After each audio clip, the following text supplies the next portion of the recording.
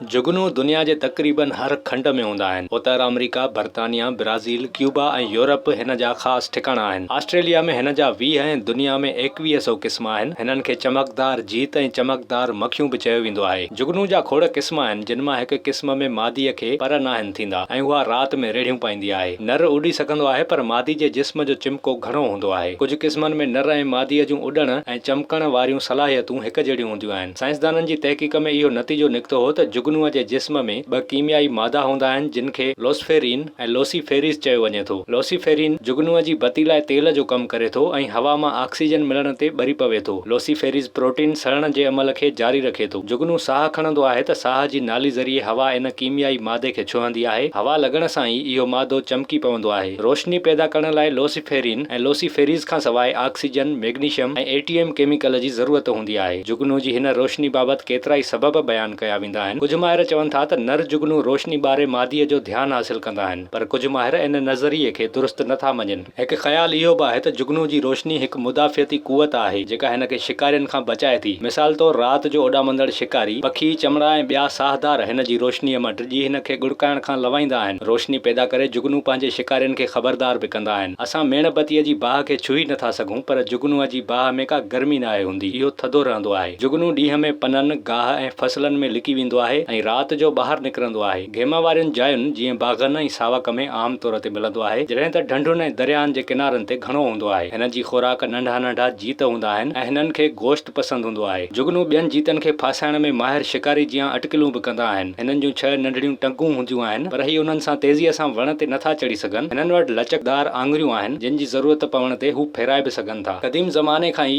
इंसान जुगनू मां फ़ाइदो वठंदा रहिया आहिनि। चयो वेंदो आहे त एज़टेक्स माण्हू बेद जूं टोकरियूं ठाहे खोड़ जुगनू उन्हनि में बंदि कंदा हुआ ऐं राति जो सफ़र दौरान उन्हनि जी रोशनीअ मां मदद वठंदा हुआ। दोमिंगो क़बीला जुगनू पकिड़े उन्हनि खे हथनि पेरनि सां ॿधी छॾींदा हुआ, जीअं जंग में सफ़र कंदे हिननि नंढड़नि चिरागनि वटां खेनि रोशनी मिलंदी रहे।